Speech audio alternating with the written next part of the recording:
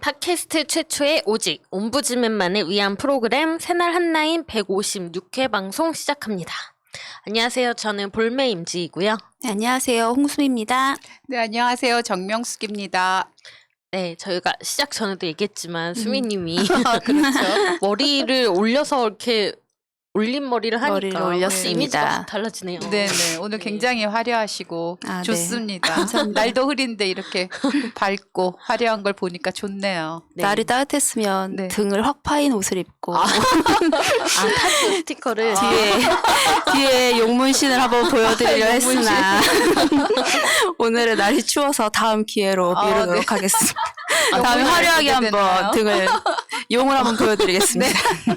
정말 보여주시려고요? 네. 등은 좀 잘 안 보이니까 그냥 이 부분에다 예. 타투를 아니 그 여름에 여성분들 그 목덜미 쪽에 이렇게 꽃이나 이런 거 타투 한 거 보니까 굉장히 귀엽고 귀여워요. 저는 네. 좀 좋더라고요. 타투 스티커가 굉장히 잘 나와요. 네, 굉장히 여러 종류 다양하게도 있고 이게 물만 묻혀서 떼면 되거든요. 네네. 굉장히 쉽고 그렇게 막 옛날 우리가 뭐 껌 먹으면 나왔던 그런 스티커 판박이 네, 깜빡이 스티커 이런 거랑 다르게 정말 미세하게 잘 되어 있습니다. 그거를 이제 어떤 분이 활용을 하셔서 퍼포먼스를 보여주셨죠. 네. 타투를 보여주고 싶었던 건지 폴볼 입고 싶었던 건지 약간 헷갈리는 그런 분이 계셨죠. 네. 알겠습니다. 이슈 아닌 이슈로 바로 넘어갈게요. 네. 지금 일주일 동안 거의 택배 파업 이야기가 많이 있었는데 주목은 많이 못 받았어요. 그런데 그 중에서도 특히 우체국 택배 관련해서 조금 논란이 계속해서 이어지고 있는데 여기에 대한 이야기입니다. 네. 사실 근 일주일 동안 택배 파업을 했었는데 이게 올해 초에도 같은 문제로 또 파업을 좀 하셨었어요. 그 분류 작업 문제를 돈으로 보상을 해주던가 아니면 인력을 보충해주던가. 근데 그때 분명히 그 택배들 회사에서 그 분류 작업하시는 분들을 따로 인력을 보충해준다는 그런 협약을 하고 다시 이제 노조 하셨던 이 택배 기사님들이 다시 하시게 된 건데 이번에 또 그게 이루어지지 않아서 노조를 한 일주일 동안 파업을 하게 된 거예요. 사실 저희들도 항상 택배를 받지만 저는 사실 이번에 그 조국책을 좀 늦게 받는 바람에 이 택배 노조가 이렇게 길어지고 있다는 사실을 알았거든요. 근데 알고 보니 이 우체국은 사실 민간 기업이라기보다는 공공기업이잖아요. 우정국이라고. 근데 이 우체국 택배가 파업을 하니 우체국 그 집배원 배달부들한테 이거를 시킨 거예요. 그래서 일주일 동안 아침에 7시부터 뭐 밤까지, 아니, 이제는 토요일까지 근무를 하라고 해서 우정국 그곳에 신고를 했다고 하는데, 어떻게 공공기업에서 이렇게, 자기 노예도 아니고 그 일하시는 분들을 이렇게 부려먹을 수가 있나. 또한, 이 택배 문제는 항상 불거지고 있는 문제인데 왜 매번 이렇게 한다고 해놓고 약속까지 해놓고 또 똑같은 일이 반복되고 있는지 너무 안쓰럽고 사실 택배가 없으면 이제 저희는 살 수가 없는 그런 시대에 살고 있고 뭐 소소하게 저는 쇼핑으로만 받는다고 하지만 그 사업하시는 분들도 택배를 이용해서 굉장히 많이 하고 있거든요. 그래서 이 문제 빨리 어떻게 해결을 해야 되지 않을까 하는 생각에서 한번 가져와 봤어요. 근데 택배는 목요일 날에 이제 또 협약을 해서 풀렸다고는 하지만 저는 사실 믿어지지 않거든요. 또 이런 문제가 반드시 또 불거질 거라고 생각이 돼요.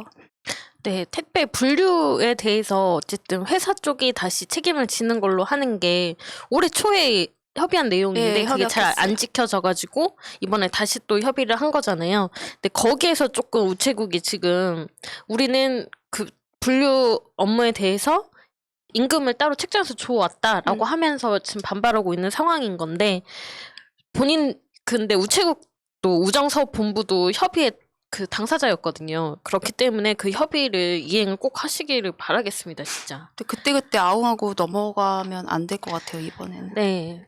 특히 그 우정사업본부 이쪽은 노조 자체도 네. 그렇게 막 개혁적인 노조가 아니에요.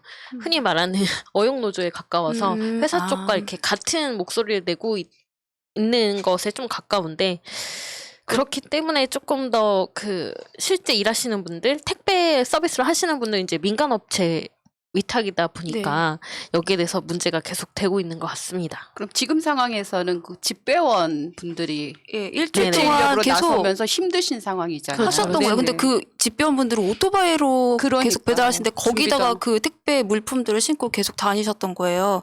아, 그리고 또 얘기하자면 지금까지 이 문제로 계속 그 사실 사망하신 분들이 너무 많으시잖아요. 이 네. 기사님들. 그런 것, 사람의 목숨을 너무 하찮게 생각하는 건 아닌지 거기에 대해서도 진짜 많이 각성을 해야 될 것 같아요. 네. 그 다음 이슈는 제가 가져왔는데 그 네이버 사옥이 판교에 있는데 건물 전체가 이렇게 통유리로 되어 있어요. 근데 요즘에 사실 이런 건물들 굉장히 흔하게 볼 수 있잖아요.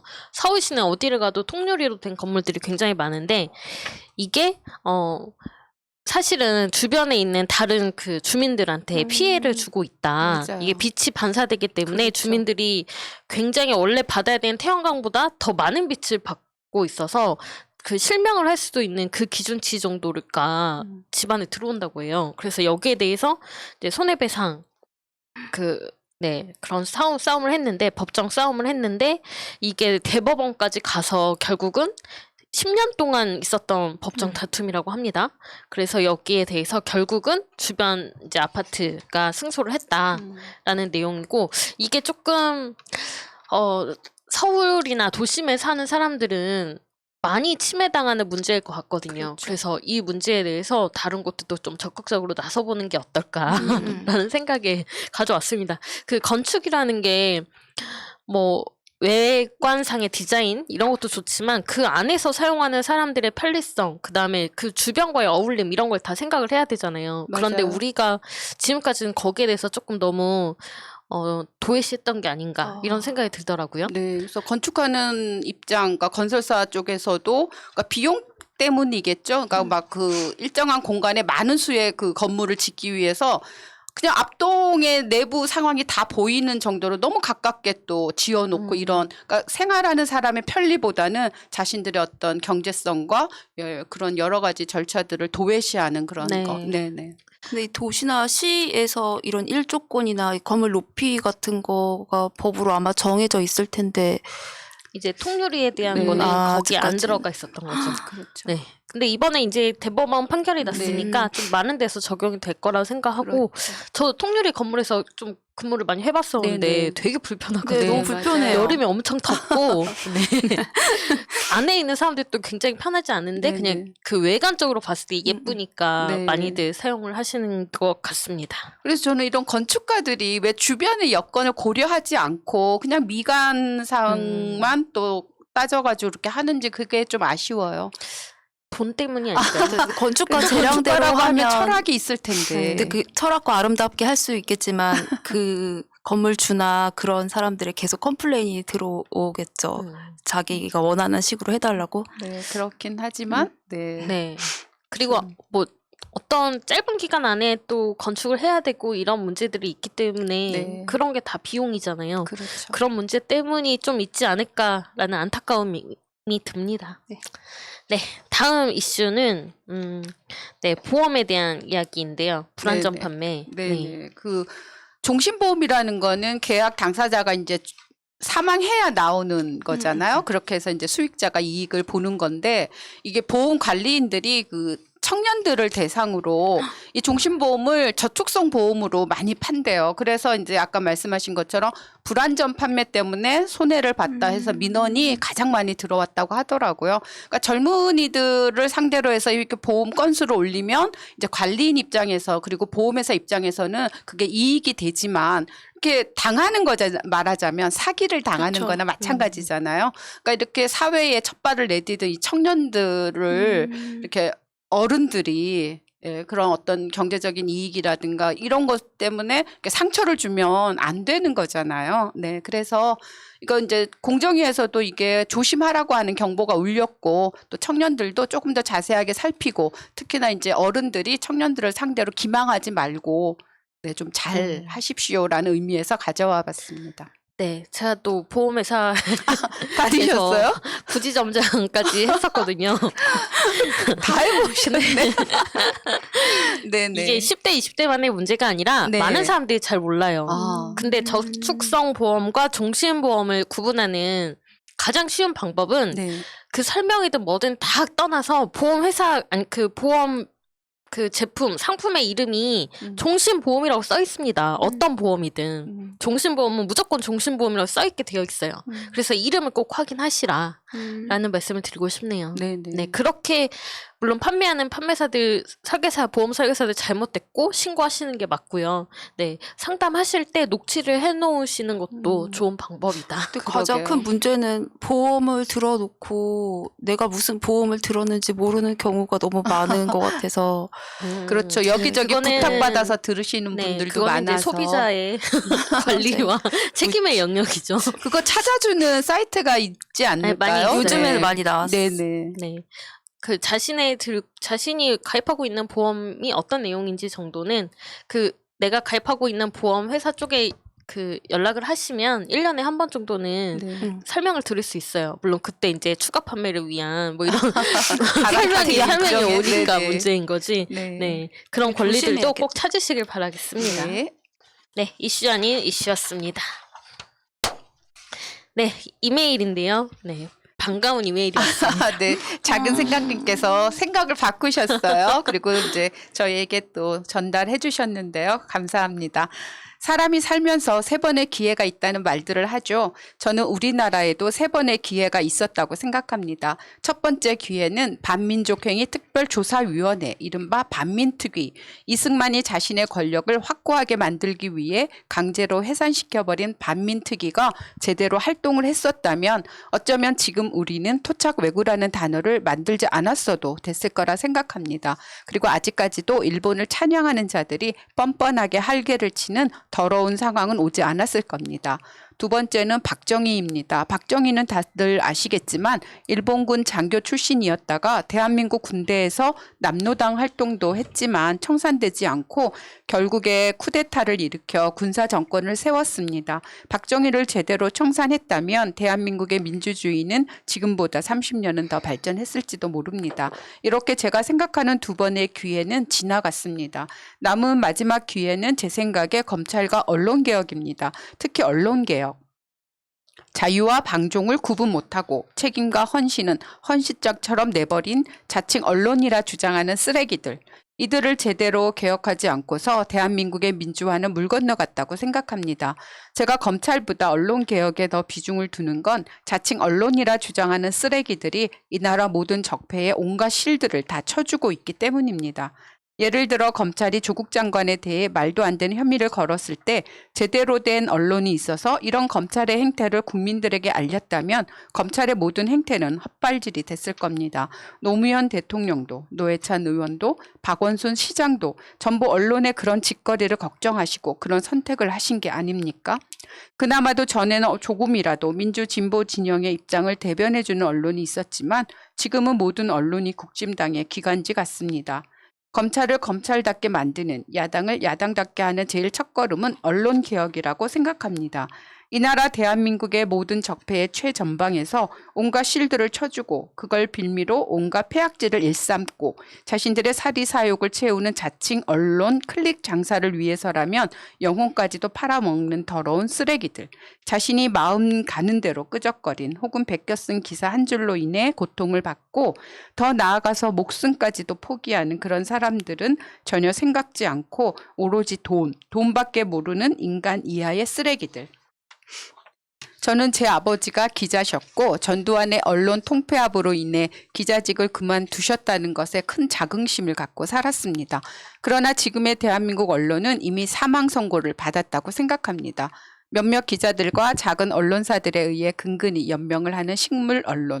당장 뇌사 판정을 내리고 그나마 여력이 남았을 때 장기 이식 수술이라도 해야 하는 언론. 자기들이 아직도 언론이라고 착각하는 이 쓰레기들을 하루빨리 치워버리지 않고서는 이 나라의 민주주의도 내년 대선도 가망이 없다고 생각합니다. 또 하나, 정치인들이 여야를 안 가리고 흔히 하는 짓이 있습니다. 내 진위는 그게 아니다. 내가 한 말이 와전됐다. 뭔 말을 하고 그게 문제가 되면 꼭 하는 말입니다.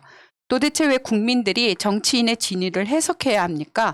알아듣기 쉽게 제대로 된 단어와 문장으로 말을 하면 진위가 따로 있어야 할 이유가 뭐가 있습니까? 그게 정치인의 자격입니까? 말도 제대로 못하는 것들이 정치인이라고 떠드는 꼴이 참 우습습니다. 이런 것들이 쓰레기 언론의 비호를 받고 그것들이 싸지른 온갖 말들이 마치 진리인 양 온라인을 떠돌아다니고 순진한 국민들을 속이는 이런 작태를 언제까지 보고만 있어야 합니까? 민주당에 실망해서 다시는 민주당에 어떤 희망도 기대도 하지 않으리라 생각했었습니다. 그러나 많은 분들이 저처럼 실망하시는 와중에도 더 힘을 내서 쓴소리도 하시고 기대도 하시는 것을 보고 참 부끄러웠습니다. 저 한 명의 목소리가 더해진다고 무슨 큰 변화가 있을 거라 기대는 하지 않지만 그럼에도 벽에 대고 소리라도 치라 하셨던 김대중 대통령 말씀대로 메아리조차 없는 외침일지라도 다시 한번 소리쳐 보려 합니다. 다음은 조국의 시간을 보고 너무도 힘겨운 마음을 옮겨 적은 짧은 글입니다. 1년이 넘는 시간 동안 가시밭길을 묵묵하게 걸어온 분에게 같은 시대를 살아온 사람으로서 고마움과 미안함을 담아 보냅니다. 보아라, 인두껍을 쓰고도 썩은 내를 찾는 하이에나 같은 무리들아. 보아라, 양심을 팔고 상식에 눈 가리고 민심에 기맞고 그저 돈밖에 모르는 썩어빠진 쓰레기 무리들아. 보아라, 표를 구걸하면서는 허리가 부러져라 조아리고 그 뒤에는 힘겹게 내민 손도 매정하게 내치는 정치 장사꾼들아. 보아라, 이게 오직 나라를 위해 국민을 위해 자신을 불꽃처럼 태운 사람의 일기장이다. 보아라, 이게 자신과 가족이 당해야 했던 그 험난한 일들을 피눈물로 써내려간 사람의 피의 기록이다. 보아라, 이제 조국의 시간이다. 이제 조국과 함께 강화문에서 서초동에서 내가 조국이다를 외쳤던 국민의 시간이다. 그리고 너희 적폐 쓰레기들의 종말의 시간이다. 네. 수고하셨습니다. 오랜만에 그 작은 생각님의 이메일 네. 좋은 의견 또 주셨고요. 언론 개혁은 지금 민주당에서도 법안들이 여러 가지 여러 가지 발의되었고 열린민주당에서도 네. 또 관련해서 법이 발의가 되었고 이제 언론 개혁 하는 곳에 한 걸음 한 걸음 다 나서고 있는데 정말 시급하다고 우리가 느껴지잖아요. 또 그래서. 뒤에서도 얘기하겠지만 네. 네, 이따 뒤에서 더 얘기하겠습니다. 네. 이메일 보내주셔서 감사드리고요. 그 다음에 조국의 시간 관련한 리뷰들은 이것들만 모아서 또 따로 책을 내도 괜찮을 것 같아요. 네. 굉장히 좀 좋은 리뷰가 많고 네. 약간 가슴 절절한 리뷰들도 많아가지고 네. 그런 생각이 들었습니다. 다음 이메일 가겠습니다. 장형경님, 퀴즈 하나 내보겠습니다. 전 국민의 주택, 토지, 건물, 사업소득, 연금소득, 근로소득, 이자 배당소득, 자동차 종류, 연식, 출입국 이력, 병무청 이력, 장애 이력, 시설 수용 이력, 이혼, 입양 여부, 검진 이력, 임신 분만 예정일 등등 나열하기도 힘들 만큼 많은 정보입니다. 지자체에서, 국세청에서, 병무청에서, 출입국 사무소에서, 법무부에서, 병원에서 연계되어 오는 정보들을 전국 11개의 민간 업체에서 너무나도 손쉽게 열람해 볼 수 있습니다. 이곳은 어디일까요? 정답은 바로 건강보험 고객센터입니다. 저는 11년째 국민건강보험공단에서 근무하고 있는 상담사입니다. 이런 개인정보까지 내가 볼 수 있다고? 처음에는 신기하고 재밌었습니다. 그런데 연차가 쌓일수록 무서웠습니다. 가입자 한 명이 전화가 오면 그 사람과 같은 보험증을 단 한 번이라도 사용한 사람에 대한 정보를 낱낱이 다 볼 수 있었습니다. 소위 우리끼리는 증을 타고 본다 라고 표현하는데 말 그대로 한 사람의 건강보험증을 타고 타다 보면 사돈의 팔촌까지 다 들여다볼 수 있는 곳이 건강보험 고객센터입니다. 저는 11년째 근무하면서 늘 궁금했습니다. 국세청, 병무청, 법무부, 출입국 사무소는 민간기업으로 전 국민의 정보를 넘긴 걸까? 국민건강보험 고객센터는 상담사들의 생활임금 보장과 고용 불안정을 해결하고자 6월 10일 무기한 총파업에 들어갔습니다.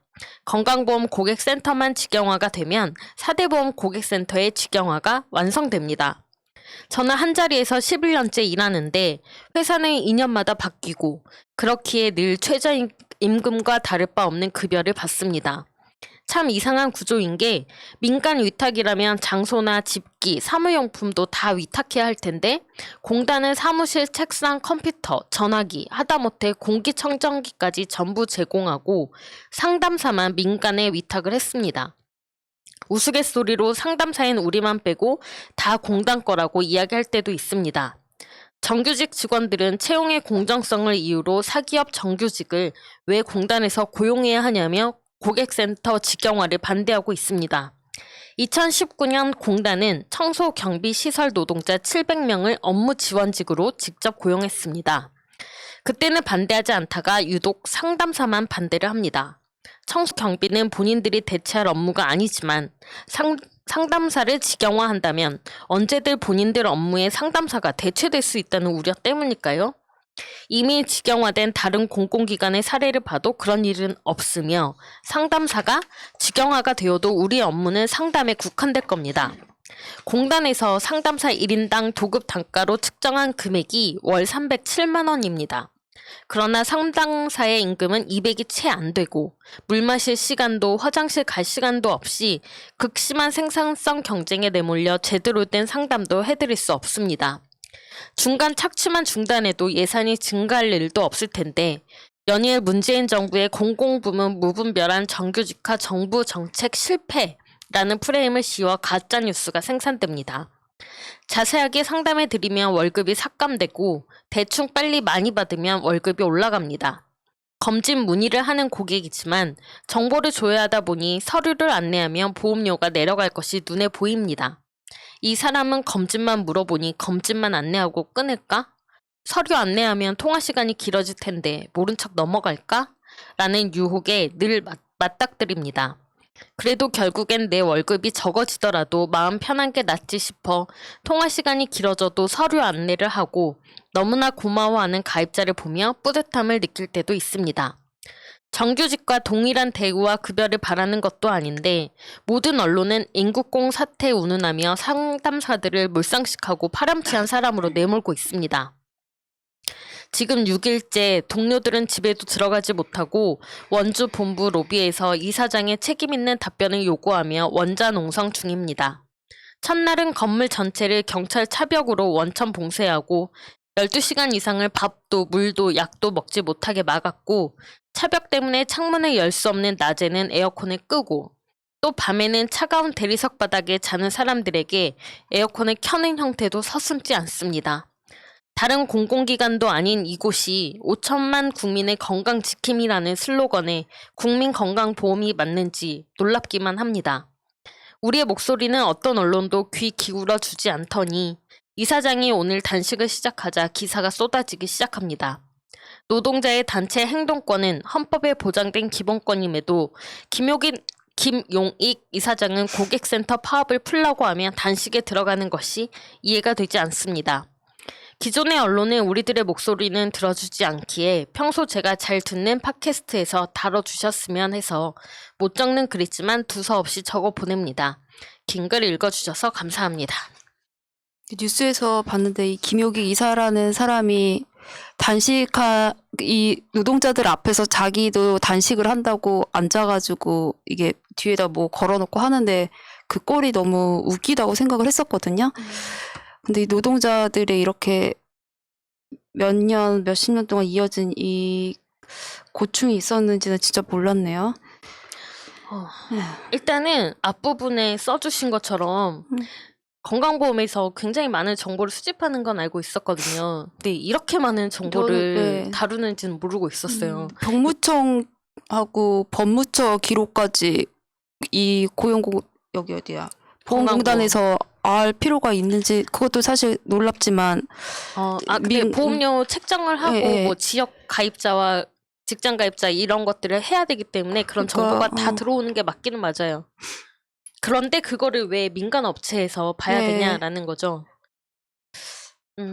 네. 그래서 사실 직접 고용하는 게 맞는 문제인데 여기에 대해서 건강보험공단에 대한 문제는 사실 정규직과의 갈등이 더 맞아요. 크게 좀 있거든요. 그래서 이사장이 단식을 한 건 말이 안 되긴 하지만 이사장이 단식 조건으로 내건 게 지금 이렇게 글을 보내주신 상담사분들은 파업을 철회할 멈추고. 것, 그 다음에 그 정규직 노조들은 협상 테이블에 앉을 것, 이거예요. 근데 둘 다 다른 입장을 취하면서 평행선을 달리고 있으니까 나 둘 다 못하겠어 라고 지금 손을 들어버리는데 그게 말이 안 돼. 말이 안 되죠, 당연히. 그러니까 항상 지금 정규직 전환 문제 때문에 같은 노동자들끼리 대립을 하고 있는 상황이 계속 네. 연출이 되고 있는 거잖아요. 이런 부분은 굉장히 안타까운데 네.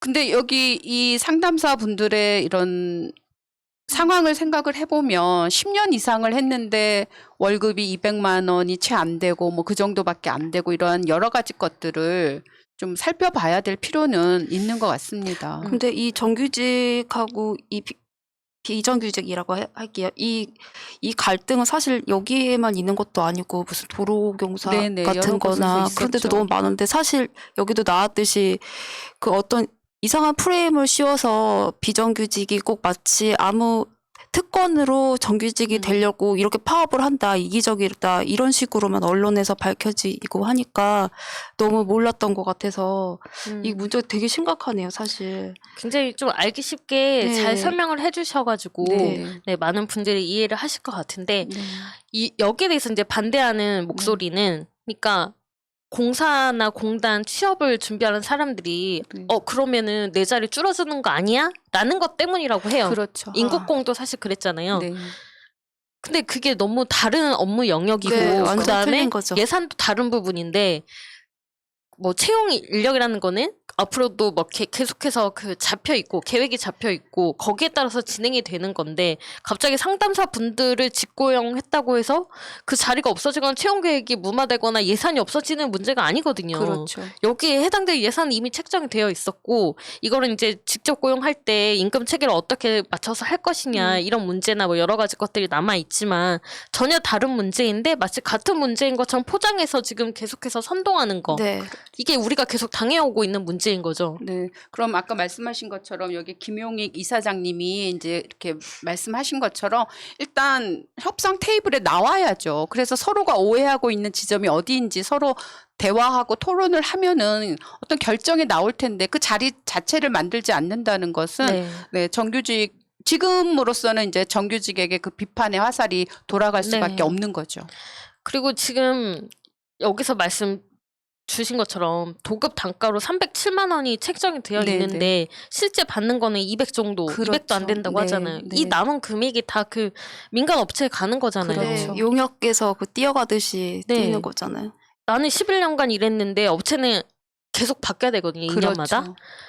바뀌면서 계속해서 이 조건이 더 좋아질 수도 있는데 나빠졌던 상황도 있었을 거예요. 네. 네. 이런 것들을 어떻게 다 해결을 할 수 있겠냐라는 거죠. 분명 저희는 그 상담사 분들을 응원하고요. 네, 꼭 너무 그, 이해가 안 네. 가. 원래 계획이 됐던 대로 정규직화 당연히 돼야 된다고 생각하고 이 문제가 조금 많이 공론화됐으면 좋겠습니다. 뭐 청원이라도 혹시 만드시면 저희가 서명이라도 하는데 동참을 하면 좋을 것 같고 그다음에 이사장님은 단식을 하실 게 아니라 너네 참여 안 하면은 너네 빼고 가겠다라고 하면서 기자회견이라도 네. 하던가 나와서 아니면 진짜 국회 앞에서 단식을 하시던가지 이 노동자들 앞에서 바로 그 딱 노동자들 있는데 바로 앞에서 맞대응하듯이 이렇게 하면 사람들이 언론이나 뉴스를 볼 때는 둘이서 싸우는 건 줄만 알지 이렇게 깊은 사정이 있는지를 누가 맞아요. 알겠습니까? 그렇죠. 예, 예. 네, 잘 해결이 됐으면 좋겠고 저희가 혹시 도움을 드릴 수 있는 그런 게 있으면은 언제든지 메일을 좀 다시 이메일 보내주셨으니 보내주시면 이거를 많이 좀 공유를 네. 해야 될 것 같습니다. 좋겠습니다. 어쨌든 글은 굉장히 네, 잘 저는 쓰셨고 너무 이해가 쉽게 돼서 되게 네, 감사합니다. 댓글 가겠습니다. 네, 라파헬라님. 대한민국 보물 문재인 대통령님 사랑합니다. 오늘따라 노무현 대통령님 말씀이 계속 생각나요. 이 사람이 제 친구입니다. 조아용님, 방역 성과 하나만으로도 문재인 정권의 업적은 인정받아 마땅하다. 박근혜 재임 중 코로나가 왔다면 우리나라는 망했을 것이다. 나라를 구하고도 평가받지 못한다면 선거가 무슨 소용이랴. 목숨이 구함을 받았으면 물에 빠진 보따리 생각일란 꿈에도 하지 말아야 할 사람이다. 많은 국민들이 사람다움을 잊지 아니하였길 바랄 뿐이다. 한블리님, 외국 사람들이 한국홈이 진짜 좋아한다는데 김여사님 센스, K홈이, 김정수님, 스가는 뒷줄 변방에 저기 스가 있네. 크크크. 네, 안신자님. 스페인에서 200여 년 전 독도가 한국 땅이라는 고지도를 대통령님께 보여줬어요. 우리가 원하지도 않았는데 스페인이 자진해서 보여준 의미가 무엇인지 일본은 제대로 알아야 합니다. 왕용팔님, 대한민국이 어마어마하게 경쟁력이 좋은데 이명박근혜 시절에 너무 개판쳐서 대한민국이 얼마나 큰 잠재력을 보유했는지 몰랐다. 양우송님, 국위선양에 부정과 연관이 없는 이가 대통령이 되어야 하는 이유 중에 하나입니다. 국민만이 자국의 대통령을 보고 있다고 생각하면 오산입니다.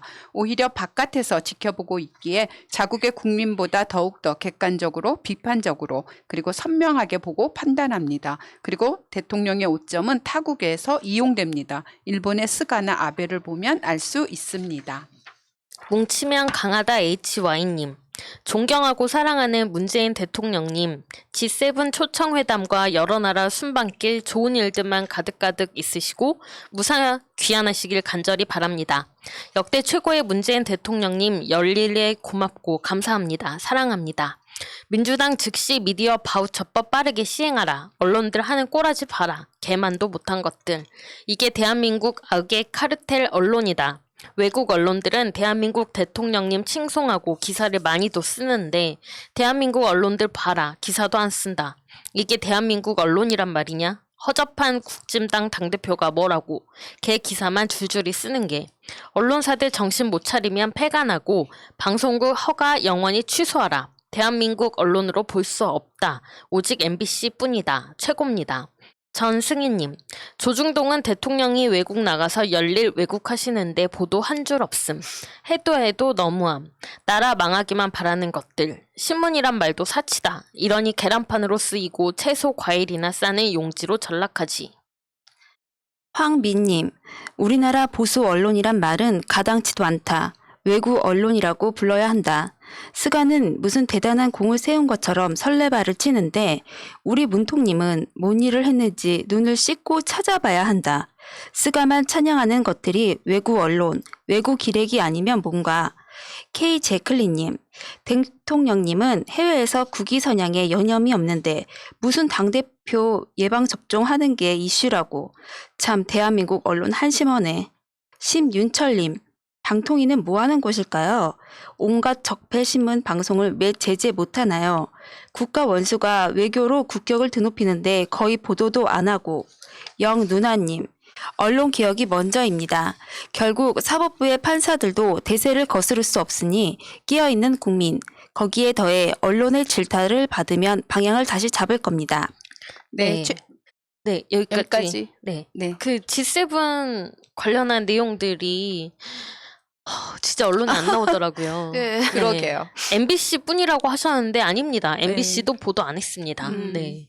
거의 없더라고요. 네. 네, 진짜로 없더라고요. 그리고 그 어떤 분이 뭐 박근혜 때 그런 외교 했을 때 신문 일면들과 그 다음에 또 지금 G7의 신문 일면들을 비교해서 보여주셨는데 없더라고요. G7 사진도 없죠. 없고. 네. 그때 박근혜 땐가가 뭐 400 몇 건이 나왔는데 지금 저희 G7은 거의 진짜 눈 씻고 찾아봐도 없고 대통령님이 순방을 하고 있는데 그 G7이 끝나고 스페인과 오스트레일리아였나요? 거기 네. 예, 거기 가신 것도 TBS 거기 뉴스공장을 통해서도 알았고 한국에 오신 것도 그 라디오를 통해서 알았어요. 그게 진짜 이거 어떻게 해야 될까요? 이 언론 뭐 미디어 바우처법이나 뭐 징벌제 이거 입법한다고 해서 해결이 될지 사실 전 좀 의문이 가요. 저는 어느 정도 해결은 될 수 있다고 보는 게 지금 이렇게까지 하는 것들은 다 어떻게 보면 트래픽이거든요. 내가 그러니까 정말 막 얘네가 싫어서 이준석을 막 띄워주는 게 아니라 이준석 띄우면 잘 보니까 그 트래픽으로 광고 수익을 벌고 뭐 약간 이런 식의 돈이랑 연관이 되어 있기 때문인데 근데 포털에서 포털 뉴스 편집권을 없애고 포털에서 뉴스를 볼 수 없게 하고 그리고 정부의 지원금을 없애고 그걸 국민들이 손에 쥐어주면 누가 이준석이 따릉이 타는 거에다가 돈을 주겠습니까? 근데 저는 좀 약간 그런 게 사실 그 바우처법이라는 게 그 유튜브에 슈퍼챗 써주는 거랑 비슷하다고 생각하면 될까요?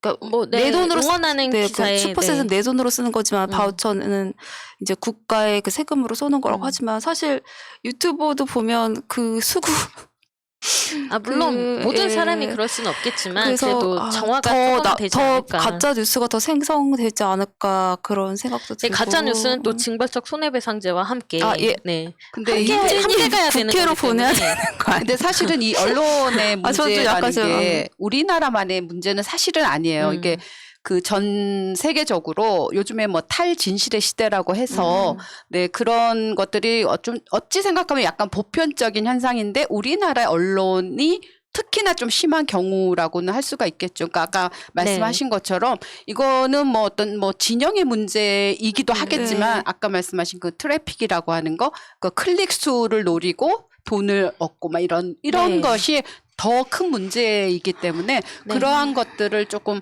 그 집안을 좀 흐트러뜨린다 이런 식의 어떤 정책이나 이런 것들이 나오면 가능할 것 같긴 한데 저도 어찌 생각하면 저도 막 조금은 좀 그 부정적인 생각이 또 외국 있기는 해요. 외국 언론 뭐 야당한테 뭐 한다고 하지만 이거 방역이나 사실 이 국가의 원수가 이 G7이나 이런 데 나가서 우리나라 위상을 세워주는 일에도 이런 식으로 한다는 게 사실 이번에 더욱더 실망을 하고 맞습니다. 제가 귓동냥으로 듣기에는 임지님이 예전에 언론 쪽에 있었다고 약간 네, 들어서 기자 이게 바우처법과 이 징벌법으로 이것들을 조질 수 있나 뭐 이 생각이 들어서 사실 좀 여쭤보고 싶어서 뭐 여러 가지 법안들이 보완할 수 있는 상호작용할 수 있는 법안들이 있으니까 지금보다는 좀 더 나은 환경이 될 것 같고요. 언론사들이 논조가 있다라는 그 편견을 버리셔야 됩니다. 그런가요? 그거는 어떻게 보면 언론 그래도 뭐 조중동도 그런 논조가 있으니까 하겠지라는 게 아니에요. 그냥 돈이 되는 쪽으로 움직이는 거예요.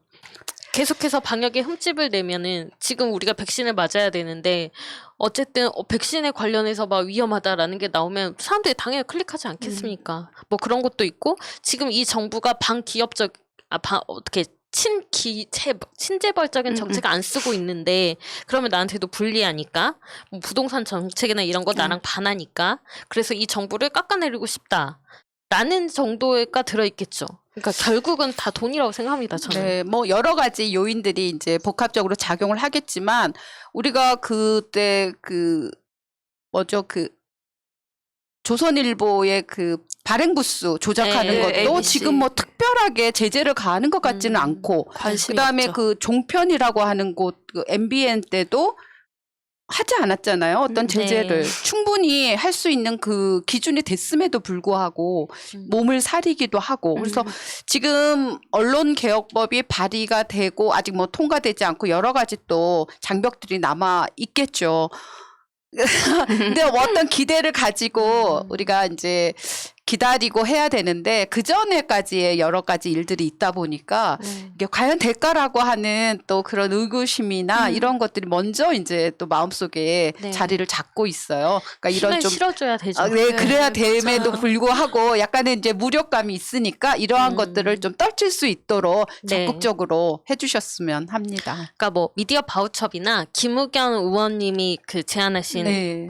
법안 발의하신 것도 ABC 협회를 믿을 수 없으니까 거기에 대한 이 ABC 협회 기준으로 한 부스에 대한 지원금을 없애고 다른 평가 기준으로 그 정부 지원금을 지급하자라는 거거든요. 그러니까 이런 것들 중에서 어떤 게 더 언론 개혁에 도움이 될 것인가라는 논의를 거쳐서 맞는 법안을 네, 입안하면 될 것 같습니다. 네, 네. 시행착오도 좀 있긴 하고 하겠지만 적극적으로 지금보다 하셨으면 나아지겠죠. 좋겠어요. 네, 계속 할게요. 네, 최창랑님. 새날 수고 많습니다. 광주에 사는 60대 중반 남성입니다. 정치에 대한 관심이 많아 객관적 사고와 정확한 판단력을 키우기 위해 새날을 통해 많이 배우고 느끼고 있습니다. 그런데 가끔씩 주위 친구나 동년배들과 정치적 현상들에 대하여 대화를 나누다 보면 답답한 상황에 직면할 때가 많습니다. 다른 지역이라면 또 모르겠으나 정치적으로 편파적인 차별을 받아온 지역이었기에 반사적으로 정치에 대한 관심이 많이 옳고 그름에 대한 판단력과 객관적 사고를 키운 사람들이 상대적으로 타 지역에 비해 좀 더 깨어 있으리라 생각해 왔는데 의외로 그러지 못한 현실을 직면할 때가 많았습니다. 이런 상황에 대해 내 나름으로 짧은 분석을 해본 바 정치 문제에 대한 인식에 의외로 얕음을 보게 되었습니다. 이런 일이 있었습니다. 식당에서 밥을 먹는데 TV 뉴스에 문 대통령님 관련 보도가 나오는데 한 친구가 앞뒤 없이 보기 싫다고 힐난을 합니다. 그래서 순간 당황스러워 속내를 감추고 무슨 이유인지 물었습니다. 그러자 뭐 제대로 하는 일도 없고 북한의 저자세로 퍼주고 조국 같은 사람을 향해 미안하다고 했다는 둥 불만을 토로하기에 조국의 무엇이 그리 문제라고 생각하는지 물었습니다. 그러니까 편드해서 수십억을 벌었다는 부정확한 정보를 말하길래 그것은 무혐의로 판결이 난 일이라고 설명하니까 전혀 모르는 듯 따지기에 직접 확인해 보기를 권유했습니다. 이어 정경심 교수 표창장 위조 사건을 얘기하기에 그것도 변호인 측에서 포렌식을 재확인한 결과 검찰의 조작 흔적이 발견되어 첨예하게 진실을 다투고 있다고 설명을 하니까 안 믿는 눈치였습니다. 대략 이런 일이 있었는데 문제점은 의외로 왜곡된 언론의 영향에 취약하게 노출되어 있다는 것입니다. 이 문제를 해결치 않으면 이 지역도 제2의 안철수 국민의당 현상이 또 없으리라 장담할 수 없다는 겁니다. 지금과 같은 수구 언론과 가짜뉴스를 생산하며 자극적 기사로 돈벌이에 혈안이 되어 언론의 기능을 상실한 문제를 놔둔 채 판단력이 빈약한 국민을 현혹하도록 대책 없이 방치하면 또 정치가 몇십 년 후퇴하는 현실에 직면할 수도 있겠다 싶어 걱정입니다. 주절주절 두서없는 글이 되어 죄송합니다. 지금도 잘하는 새날이지만 깊은 관심이 없어 가짜 기사에 쉽게 동조하는 이들이 의외로 많음을 살피시고 언론개혁을 정치권에 더 압력을 가하시고 한편으론 일반 시청자의 다양한 수준을 고려하시어 좀 더 쉽게 이해를 시키는데 노력이 필요하지 않을까 싶네요. 수고하세요.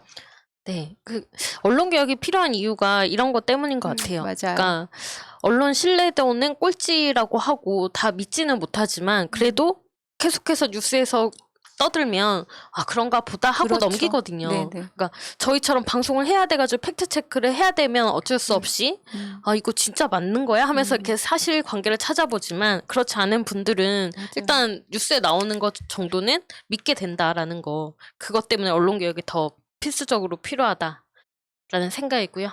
네, 수미님 다음 거 읽어주세요. 예진 수카라님, 정치로 인해 한 개인의 인생이 망가진다면 왜 정치가 필요한가? 민주당이 조국을 뛰어넘어야 하는 게 아니라 조국과 함께 걸어야 갈 때 민주당은 온 국민에게 지지를 받을 것입니다. 이젠 정치는 공학적으로 하는 게 아니라 상식과 인간적일 때 성공할 수 있습니다. 그게 노무현, 문재인 대통령의 정치이기에 국민이 믿고 함께하는 것입니다. 전순희님, 우리나라는 확실하네. 검찰공화국 돌려놔야 해 민주주의로 무소불위권력 검찰 해제. 하늘향기님, 며칠 전 02-780-0733 번호로 대통령 지지 여론조사 질문 1번 윤석열, 2번 이광재, 2번 이낙연, 4번 이재명, 5번 박용진, 6번 정세균, 7번 김두관, 8번 추미애, 9번 홍준표, 10번 원희룡, 11, 12, 잘 모르겠음. 이렇게 후보들을 나열, 여론조사 전화 받으면 그 전화번호와 질문 내용을 댓글에 계속 올려보면 여론기관이 어떻게 여론조사라는 이름으로 윤석열을 띄우는지 알 수 있을 것. 전화 받고 참 어이없었음. 나는 나다. 없음도 넣어줘요. 압도적 1위일걸? 커뮤니티 6월 17일 가볍게 해보는 투표 2번 중에서 많이 나온 댓글들이었습니다. 네.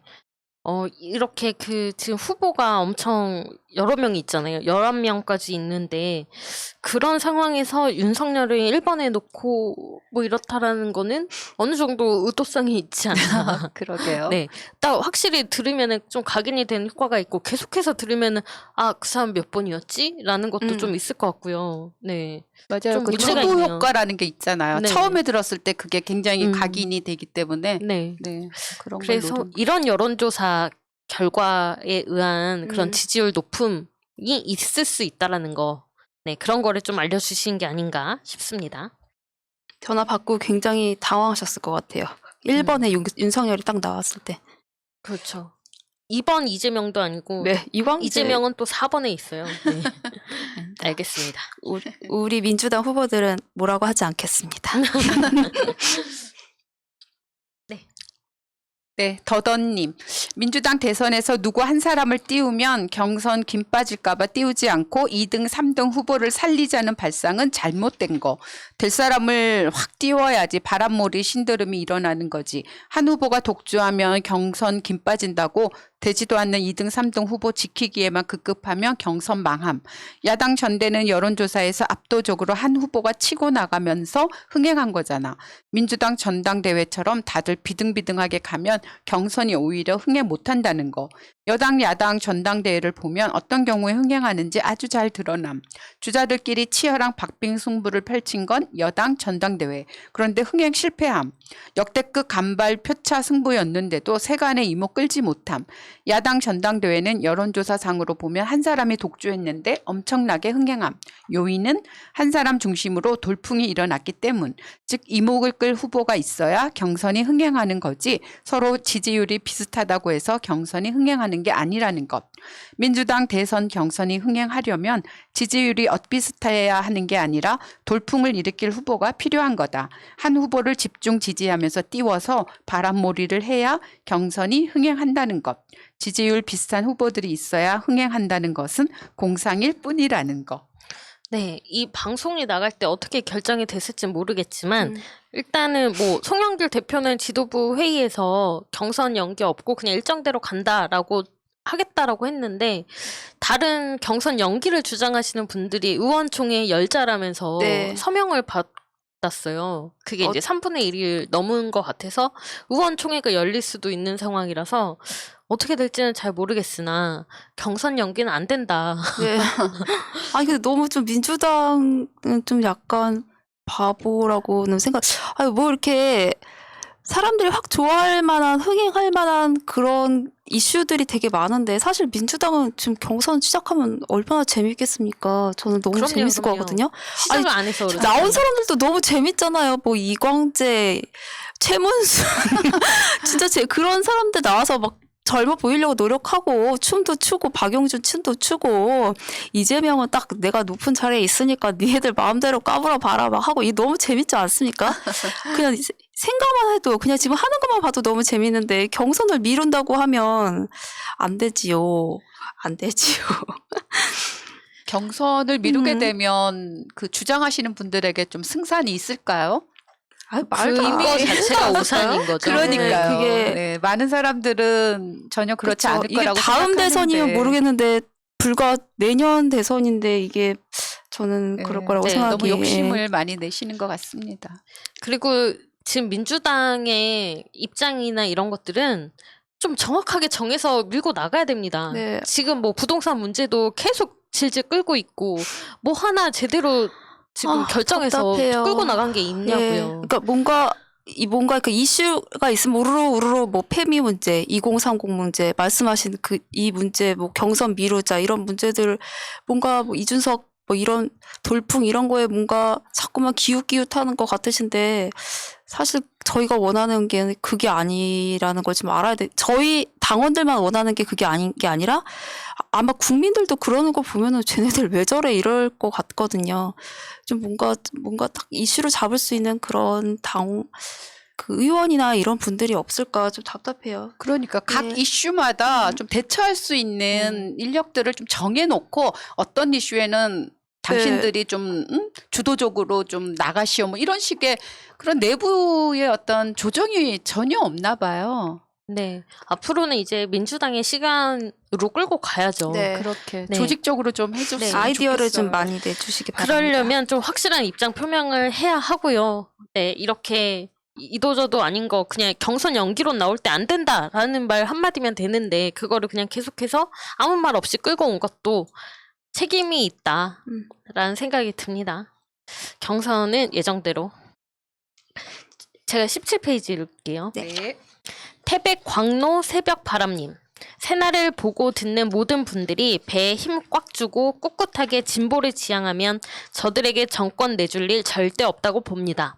불변의 진리 중 하나는 우리의 꼴찌가 저들의 1등보다 우월하다는 것. 임환님.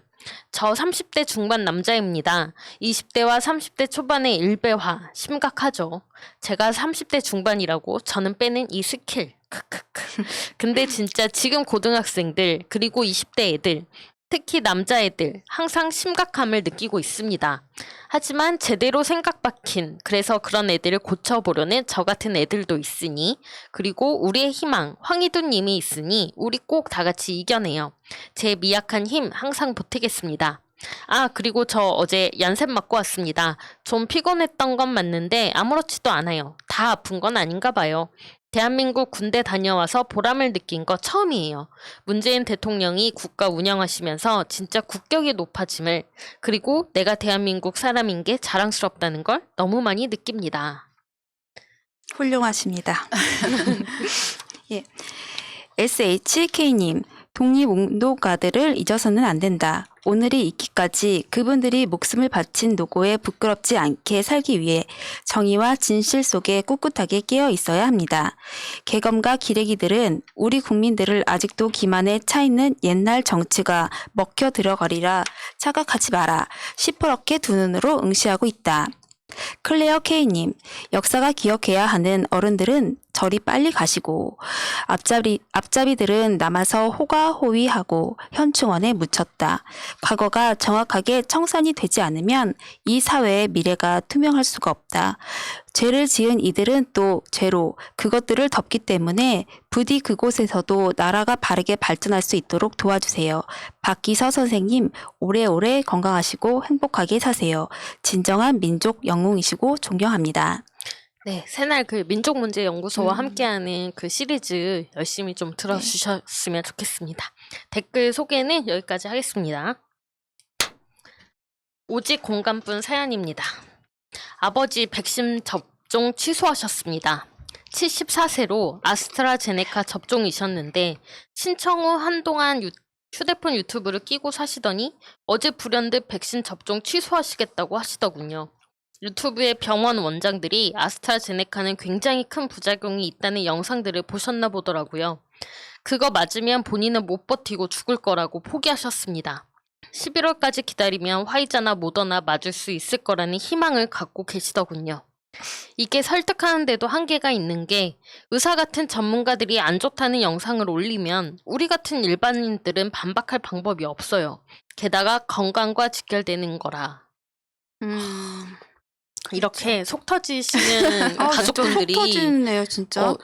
꽤 많더라고요. 네. 생각보다. 네네. 지금 부부싸움 하시는 분들도 있고 맞아. 그러니까 한 명은 맞아야 된다. 네네. 한 명은 야 그거 맞으면 안 되는 거래. 뭐 약간 부작용 있대. 이런 걸로 막 싸우시고 불안하신 거는 이해를 하는데 그러니까 자기 체질 같은 거를 확실하게 알아서 안 맞는 사람들이 있긴 하더라고. 왜냐하면 감기 백신 같은 거 맞았을 때 온몸에 좀 예. 부작용이 있었기 때문에 이것도 일종의 그거나 마찬가지니까 그럴 수 있죠. 그래서 그냥 안 맞으시는 분들도 계시긴 해요. 근데 워낙에 이제 또 불안감이 조성이 그동안 됐었잖아요. 네네네. 요즘은 그나마 조금 덜해졌지만 어른들 입장에서는 이제 또 걱정이 되긴 하시니까 주저하시는 거는 또 일면 이해도 돼요. 어른들은. 전 이해는 네네. 되는데 이 아드님인가요? 너무 답답하실 것 같아요. 그렇죠. 같은 생각이시면은 그래 조금 기다려보자 아버지 이럴 수도 있는데 그렇죠. 자기는 그게 아닌데 아버지가 안 만나니까 얼마나 걱정되고 하시겠어요. 또 나이도 많으시네요. 74살이면. 이 유튜브의 이 의사는 진짜 자기는 안 맞고 맞지 말라고 그러는 건지 전 요즘에 조금 의심이 되는 게 자기는 기자들도 맞고. 그렇고 야당 당대표라는 김기현 그분도 그렇고 아스트라제네카 맞고 그 기자도 얀센 뭐라고 하더니 자기 얀산 맞았다고 자랑질하고 그러잖아요. 이 의사는 맞지 않았을까. 의사들은 맞았겠죠. 네. 수술력 제일 먼저 맞죠. 그러니까 이런- 모든 약이나 네. 백신이나 이런 것들은 부작용이 있을 수밖에 없잖아요. 그리고 그럼요. 그것을 우리가 약국에서 약을 영양제를 사도 부작용에 대해서 계속 나오잖아요. 그러니까 그거는 필수로 사실 기재할 수밖에 없는 거고. 네네. 그러니까 그런 것에 중점을 두면 뭐 약도 못 먹고 주사도 못 맞고 그러는 거죠. 네. 그리고 뭐 그 파리에서 계속 그쪽에 계신 의사의 말을 인용해서 소식을 알려주는 목수정 씨도 계속 말이 안 되는 의사의 이야기를 가지고 와서 그래요? 부작용이 심하다. 그리고 막 진짜 자기가 있다, 자성이 있어서 그런 거 어떻게 해야 되냐, 이런 거 피하려면 어떻게 해야 되냐, 막 이렇게 진작에 물어보고 하시더라고요. 네, 그러니까 의사라고 해서 다 또 믿을 거나 못 됩니다. 네. 그렇죠. 아버님을 좀 잘 네. 설득하셨으면 좋겠어요. 지금 사실 백신을 맞아서 부작용으로 뭐 돌아가시게 되는 것보다 만약에 코로나에 확진이 됐을 때, 코로나 걸렸을 때 생길 수 있는 위험, 치사율이 더 높기 때문에 잘 설득해 주셨으면 좋겠어요. 취소하셔서 이제 다음으로 넘어가시는 거 아닌가요? 네, 이제 74살이면 맨 마지막으로. 어차피 마지막으로. 이분 말씀대로 10월이나 11월 달까지 기다리시는 게 맞으시긴 하겠지만 이걸 왜 취소하셨을까요? 저는 이거 너무 맞고 싶어서 진짜 미친 듯이 광클릭하고 있는데.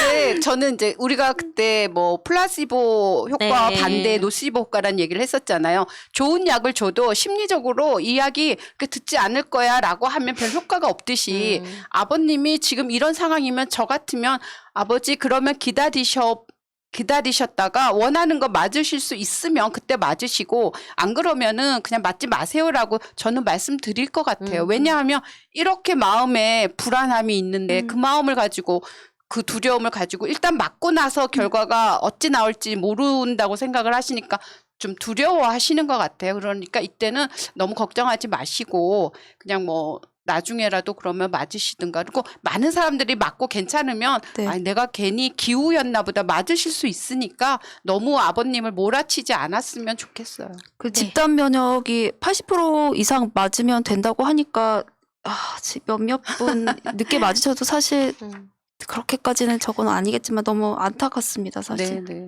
그래서 방역에 방해가 되는 이런 가짜 뉴스들은 좀 적절하게 그런 대처를 거죠. 꼭 했으면 네. 좋겠습니다. 그렇죠. 네.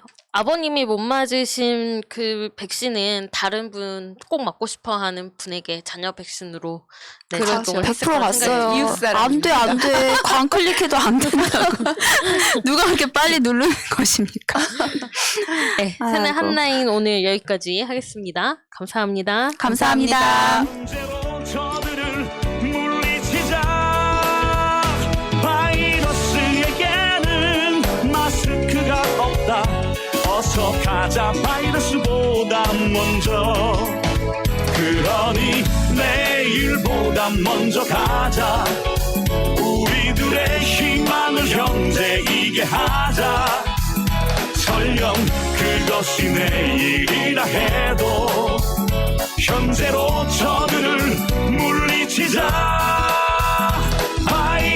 바이러스에게는 마스크가 없다. 어서 가자 바이러스보다 먼저. 바이러스에게는 마스크가 없다. 어서 가자 바이러스보다 먼저.